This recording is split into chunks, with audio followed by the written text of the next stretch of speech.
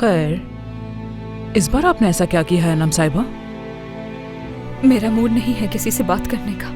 अच्छा, मेहरबानी करके मुझे अकेला छोड़ दे। लगता है नवाल ने भी तुमसे मुंह मोड़ लिया है। तो फिर तुमने अपना असली रंग दिखाना शुरू कर दिया, क्योंकि सबने तुम्हें अकेला जो छोड़ दिया है।